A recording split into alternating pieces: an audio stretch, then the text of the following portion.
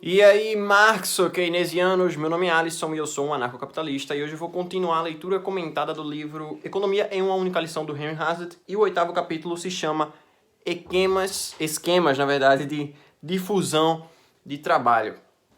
Esse é um capítulo pequeno, só que eu tive um certo cuidado para refinar esse vídeo, porque a gente vai precisar entrar em conceitos mais complicados, então eu tive que fazer um diagramazinho aqui que ficou simples, eu espero que eu possa mostrar para vocês de forma bem clara. O problema da difusão de trabalho é tentar reduzir a capacidade produtiva de algumas pessoas para tentar criar novos tipos de capacidade produtiva. Mais ou menos assim. Sindicatos utilizam isso para fazer o seguinte, olha, a gente precisa reduzir o desemprego e tem esse pessoal aqui que trabalha 8 horas por dia e tal, a gente queria poder reduzir a carga horária de trabalho desse pessoal para que outras pessoas possam trabalhar também. Isso pode ser feito de duas maneiras. A primeira é reduzindo a quantidade de tempo que os trabalhadores produzem alguma coisa e reduzindo também o salário. Só que aí você não estaria aumentando a produção e não estaria fazendo nenhum tipo de diferença. Os sindicatos sabem disso. Você vai contratar outra pessoa para suprir esse tempo que os trabalhadores antes trabalhavam e agora não trabalham mais. A produção vai continuar a mesma coisa, os salários não vão aumentar, então não vai ter nenhum tipo de diferença para eles.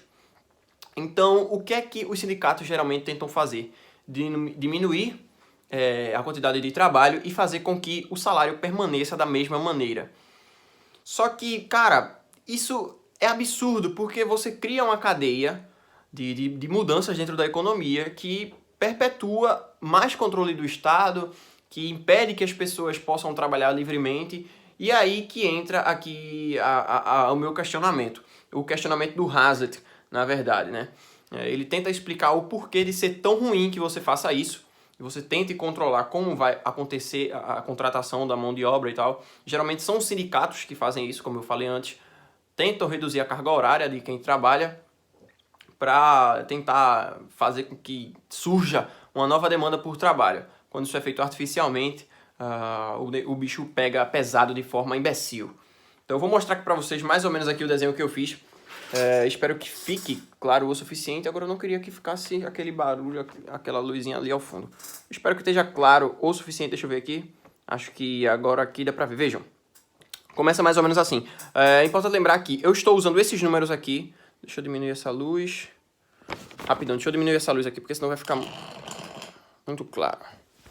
Vejam, esses números eu estou usando aqui de forma imaginária, tá? Para ficar mais simples a elucidação. Eu estou usando um valor de base 10, no caso, 1000, para tentar explicar para vocês de forma mais simples possível. Vejam. Começa mais ou menos assim. O salário inicial aqui, R$1.000 por semana. Vamos supor que um trabalhador receba esses R$1.000 por semana. Gostaria que fosse assim, meu Deus do céu. Então, a semana tem 40 horas, né? 8 horas por dia. Quando a gente divide os R$1.000 pela quantidade de horas, a gente vai ter um total de R$25 reais por hora trabalhada. Quando os sindicatos tentam modificar a quantidade de carga horária dos trabalhadores, o processo começa a ficar meio desgraçado. O que é que a gente tem aqui? Você reduz a carga horária de 40 horas semanais para 30 horas semanais, ou seja, em vez de eles trabalharem 8 horas por dia, passa a 6 horas por dia.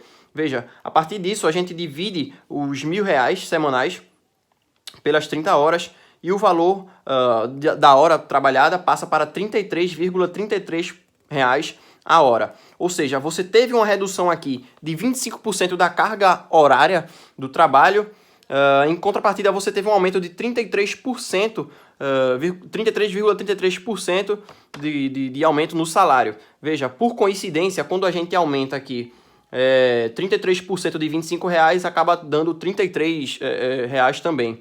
Então, a gente aqui acaba tendo um aumento real. Vocês podem ver que o salário continuou a mesma coisa, mas por causa da diferença da carga horária, você teve um aumento real do salário e acaba prejudicando muito a economia. Eu vou mostrar para vocês agora mais ou menos como é que isso acontece do outro lado aqui. Eu espero sinceramente que esteja dando para vocês lerem, porque eu tô vendo tudo ao contrário, então não sei como é que vai sair.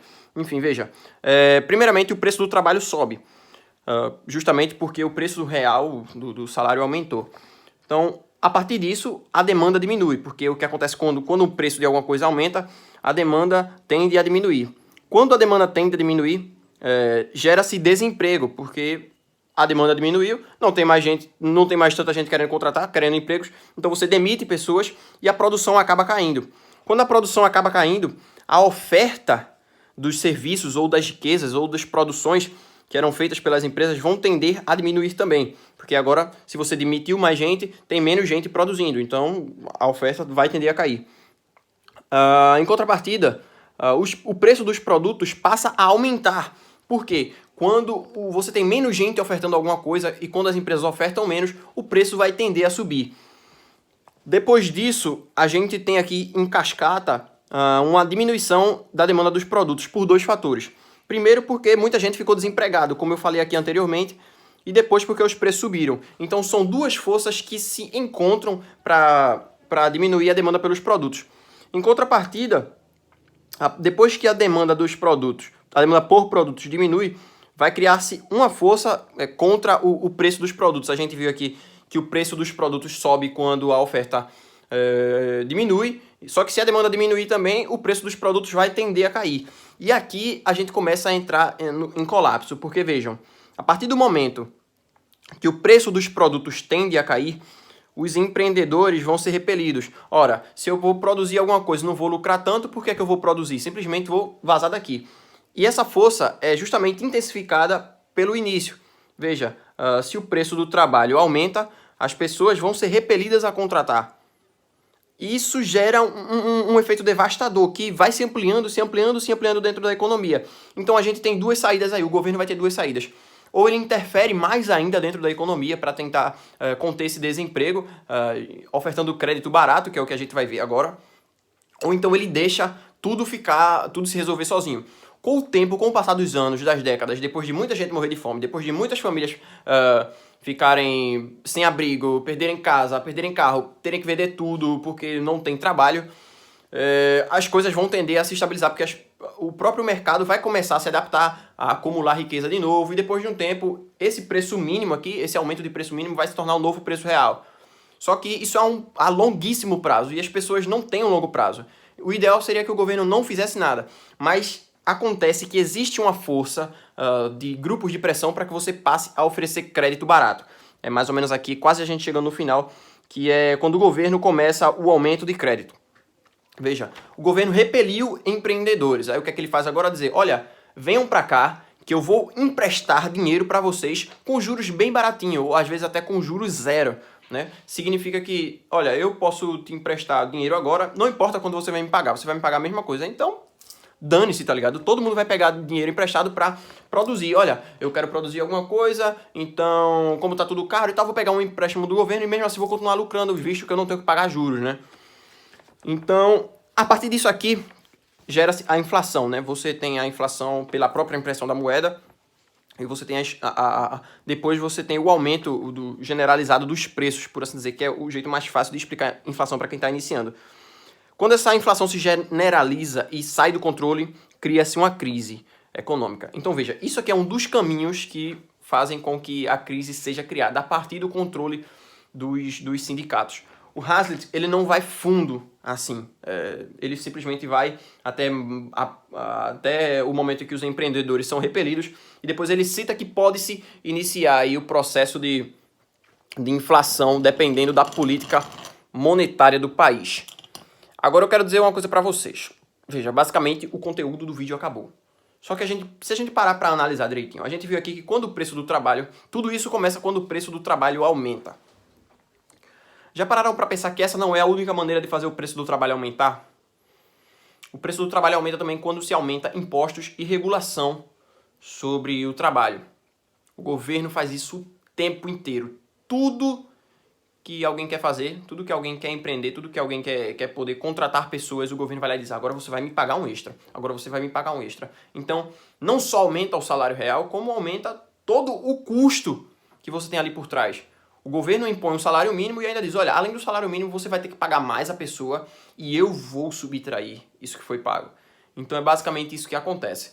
Espero que vocês tenham gostado desse vídeo. Sinceramente, isso aqui é uma maneira muito porca de explicar as coisas, mas É a maneira mais prática que eu encontrei, visto que eu não vou fazer edições, porque dá muito trabalho, dá mais trabalho fazer uma edição do que gravar o vídeo em si, expor o meu conhecimento para vocês. O próximo capítulo é bem pequenininho, se chama Dispersão de Trocas e Burocratas, só tem 2 páginas e meias. Muito obrigado aí, o canal já deve estar mais ou menos nos 1000 inscritos quando esse vídeo sair. Então, se você não é inscrito, se inscreva no canal e até o próximo vídeo. Muito obrigado, valeu, falou e fui!